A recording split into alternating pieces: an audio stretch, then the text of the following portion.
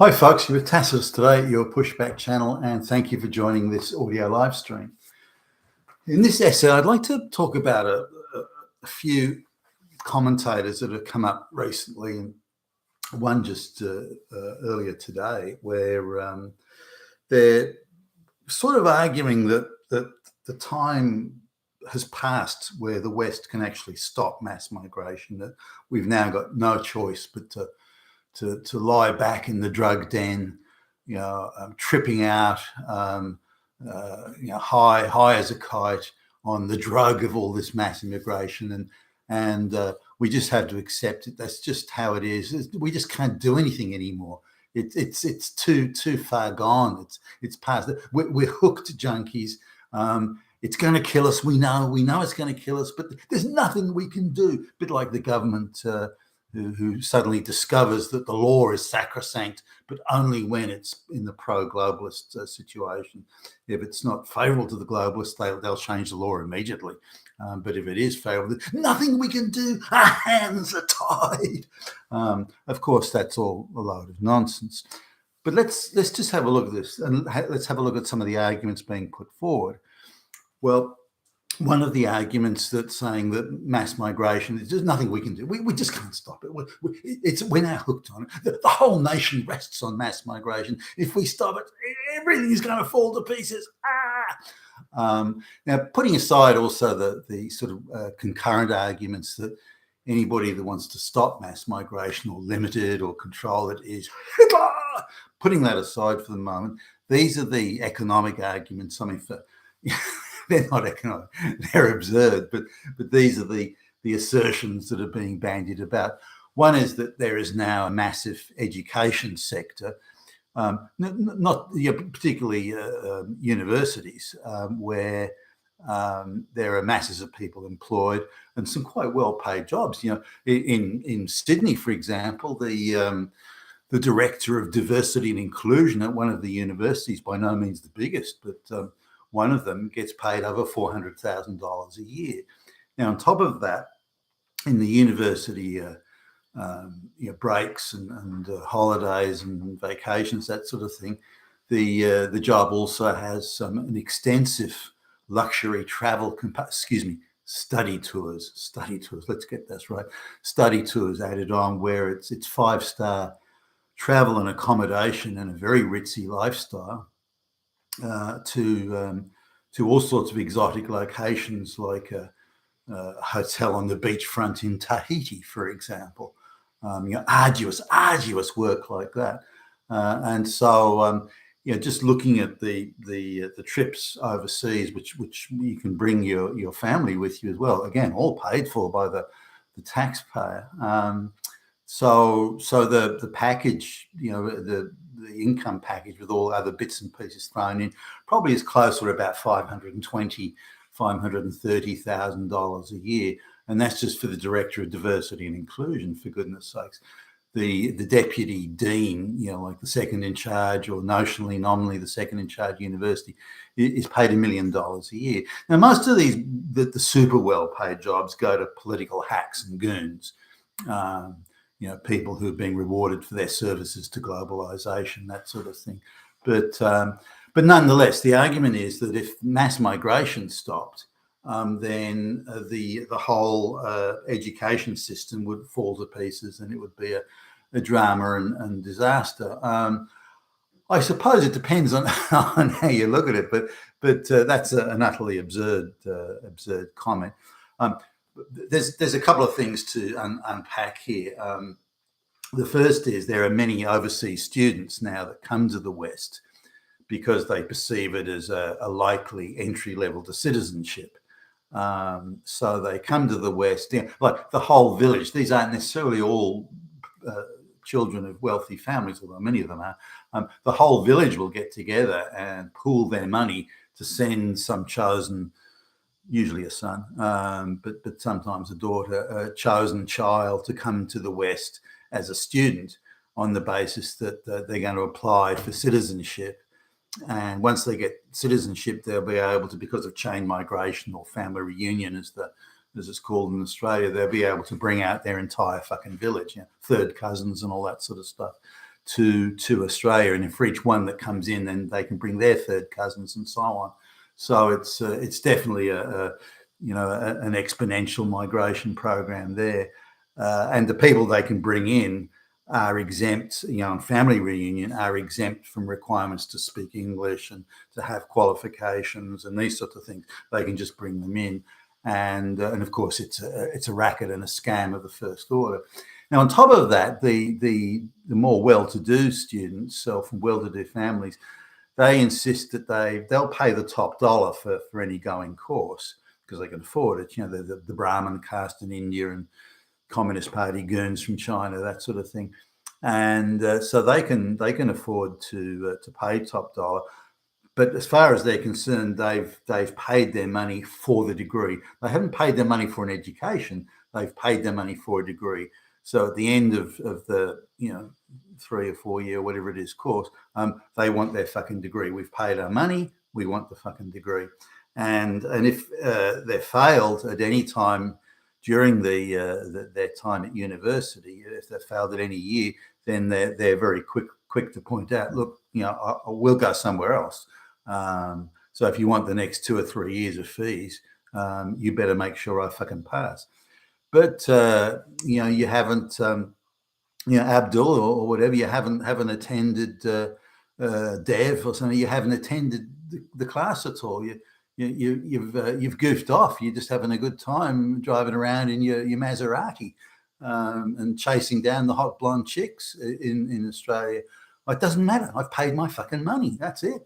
So it's perverted and bastardized the education system beyond belief, that you've got this massive tranche of students that assume or not assume, insist, believe that the universities are obligated to give them their degree, even though they haven't done any study. And that's pretty much the same as it is in India for the upper castes. They just pay a bribe to the lecturer to get the degree, and then they come out with a bit of paper at the other end.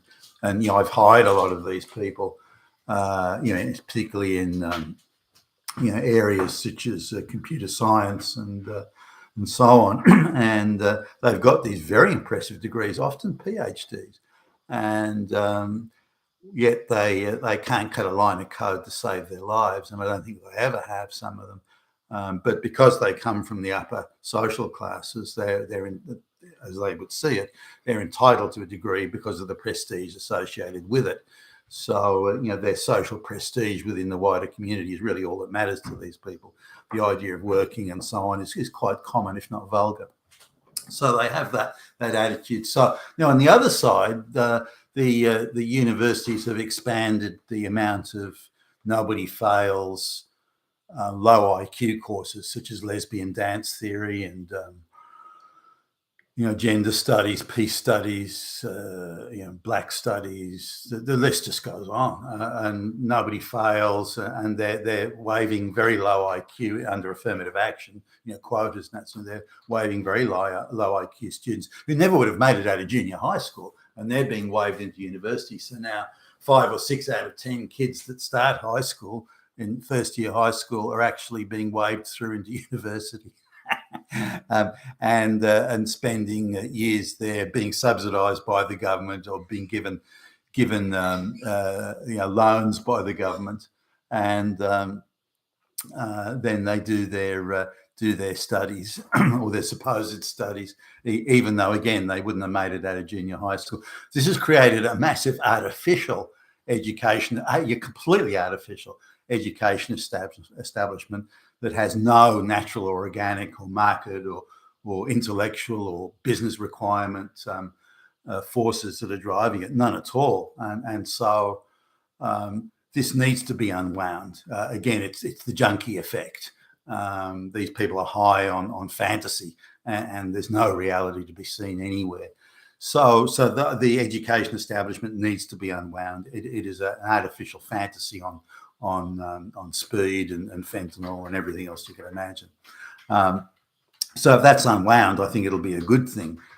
This artifice is being bought with borrowed money and again, a fantasy that one day is going to fall to pieces anyway. So it's better to do it under some sort of controlled conditions.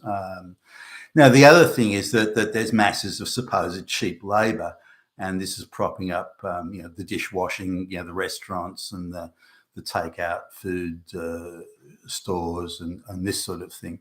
Now, I do agree. There's a disproportionate number of these people that the peasant migrants that go to work in those areas, and they work and live in what we would regard as intolerable conditions. 20 to a room, and sleeping in relays on mattresses on the floor, and all that sort of stuff.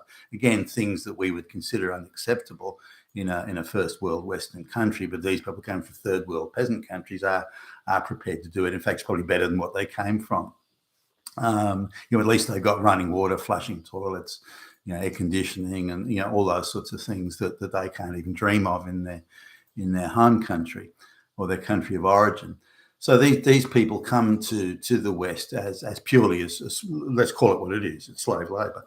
Now, the assertion is, well, if that cheap labour dries up, then the price of takeout chickens is going to increase substantially, and it's going to increase the cost of living, and yada yada yada, and therefore it's somehow a benefit to the Western population to have access to this cheap food. I do see the point there, by the way. I understand the concept, if you like, behind the argument. But there's a number of things. Firstly, we have to accept that it is okay to import a peasant serf slave class of people to do this work, living 20 to a room. We need to accept, well, that's now an acceptable standard of human existence in this country. Is it? Is it really? I'm not so sure. But anyway, that's one side of the many sides, by the way, to this argument. The other thing, though, that's skirted over is none of these, well, very few of these businesses have a business model that is a sustainable business in any real world, in any real market economy. So we're allowing an entire, and very large, by the way, sector of the economy to not be subject to market forces. This is the effect of mass immigration, one of the effects. So this takeout food and restaurant sector is not subject to market forces. Now, the owners of these restaurants and these places are what you'd call sort of mafia goons, whether it's the Indians or the Chinese or whoever, it doesn't really matter. The idea that they're just privately owned by hardworking little migrants trying to do their bit is bullshit. Or most of, I mean, I'm sure you could find some, but nearly all these places are owned by big offshore investor money from India and China and so on, and so they own these restaurants and take out food shops. They bring out their peasant labour from their home country using immigration scam methods, and they populate these restaurants and so on with this cheap labour. Now, because they give them accommodation, because they give them food and transport to and from work and that sort of stuff, and they work them long shifts, whether it be in the kitchen or as wait staff or whatever, dishwashing and so on. And they don't have to buy a lot of the equipment that a normal restaurant would have to buy. They just use the cheap labour because the labour is so cheap that they don't have to buy a lot of the swanky dishwashing machines and that sort of stuff. So they pack these people in, and their actual pay comes below the tax threshold. So they bring money in from overseas to buy these businesses. They load them up with management fees, so they don't have to pay business income tax because they make no profit. If they look like they're going to make a profit, they just increase the offshore management fee, so there's no profit. They're not paying tax locally. All the employees they're using, because they're packaging up housing and food and so on, fall below the threshold, and they do false claims that the employee's only working 25 hours a week when in fact they're working 70, this sort of stuff. So it's all fakery on a grand scale. But what it means is these businesses are able to take money from local Australians, but the business and the employees and all that sort of thing, it's a huge racket where they don't pay any tax, and and they have this artificially cheap labour to sustain a business that otherwise would not be sustained. Certainly not on that business model anyway.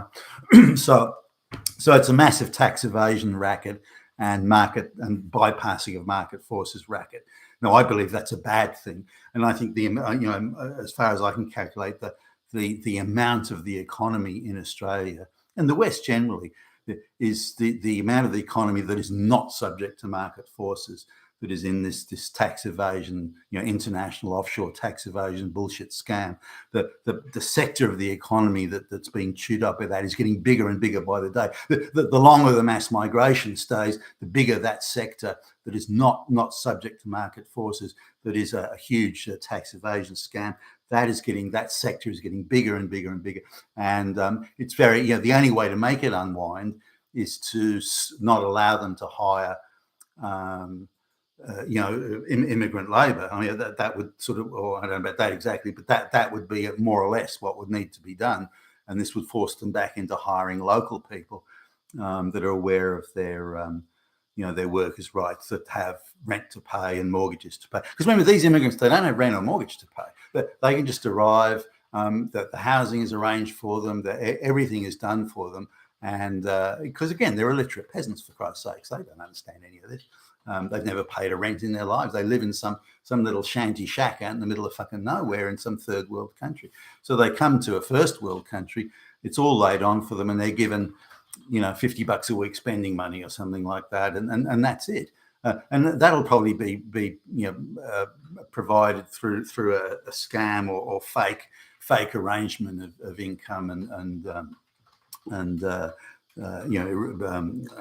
payment into bank accounts. So there's some sort of a fake paper trail or an artificial paper trail, or digital paper trail in this case, that they can use, should they get audited. The tax department, these sort of people, have been very reluctant to audit these people with vigour for political reasons. They don't want to be seen as racist. They don't want to discourage this sort of thing. These people coming and operating businesses. Now that's on another side. You then get the cost of all this affirmative action in terms of creating hundreds of thousands of government jobs on one side, and then just gifting them to immigrants who in no way meet the criteria for these jobs. I mean, they just created artificial fantasy jobs so they can just give these people a job, and then you get the situation where there are real jobs that these mass immigrants are given, which would have gone to local people otherwise, but those local people are now being pushed out due to race quotas and so on. So the unwinding of immigration or the cost of mass immigration is absolutely monumental, but the unwinding of it would have effects on a tiny proportion of the population that, say, own property development companies. They would be affected, but they're producing now very low quality, concrete jungle towers in the concrete jungle. They're producing very low quality apartments, that sort of thing, that people from the third world countries are buying. So this idea of that it's going to be a disaster for the local economy if mass immigration stops is nonsense. There's now so much fantasy and artificiality that's built into the Western economies that comes from the pure fantasy of mass immigration that it needs to be unwound, and that the only people that'll suffer will be a small proportion of property developers, a very artificial education sector providing very well-paid jobs for political goons and hacks. That'll come undone, and a few other things like the fake educational services, as in the second level of educational services, like language training and so on, that hardly anyone even attends anyway. So there's a few things that'll unwind, but nothing that will be harmful for the economy. Once that initial quick phase of cold turkey is over, then only benefits will come. Another obvious benefit is because offshore investors are allowed to buy swathes of property in Australia, swathes. I mean, as in, an investor can buy hundreds upon hundreds of properties, which they do, freestanding properties, apartments, anything they want in residential real estate. If those people have to sell up, and that could be phased over time, but if those people have to sell up, and more importantly, if they can't keep on coming in and buying up swathes of real estate, and if you look at the average, auction, residential real estate auction in Sydney, you are lucky to see a single white person at any of them. I mean, that's how bad it is now. So if these people are stopped from offshore buying and from otherwise buying up swathes of real estate, and the mass immigration stops, the price of real estate will come down by, I believe, 50 to 60%. Now, it'll need to be managed and phased. I do understand that, but and that means the local people here will have a much higher standard of living, which is surely what your own elected representatives are meant to be arranging for their own populace that votes for them. So I don't see any downside to stopping mass migration. Now, if there are amongst those mass immigrants, and there've been a few studies in Australia that are kept very quiet by the government, and the media doesn't touch them, where they're saying between 3 and 5% of the total mass immigrants that arrive in Australia have any useful skills or education, or have any useful skills. Now, just consider this for a moment. There's 250,000 a few years. This was like 3 years ago. I think it's like just shy of 300,000 immigrants came. That means somewhere between 12 to 15,000 of the 300,000 had any useful skills. I mean, that's how small the pool is of skills. Now, you may get a small handful of those, like a fraction of 1%, maybe these doctors and engineers that we hear everything about. But that's it. That's all. Now, those people, I don't know about just any skills that are useful, but if there are people that do have much needed useful skills, and they want to come to Australia, apply through the proper channels, then there's no reason why they shouldn't be fed. They speak English, they've got qualifications, they've come from the cities, that they're suburbanized or urbanized, if you will, and those skills are needed. Well, why not? Sure, those people can come in, but that's all. And those are the only people that are adding any value. The rest are taking far more than they're giving. And if any of the people with needed skills and competencies would like to come to the West and Australia, and they're evaluated as having a contribution, why not? I mean, I've got no problem with that. They should be welcomed in, but the amount would be absolutely minuscule. If even 20,000 were to come to Australia each year, that would be the extent of it. That's how small the pool of real talent is in the third world. It is absolutely minuscule. You've been with Tacitus today, your pushback channel. Thank you for listening. I like the way the fucking birds turn up as soon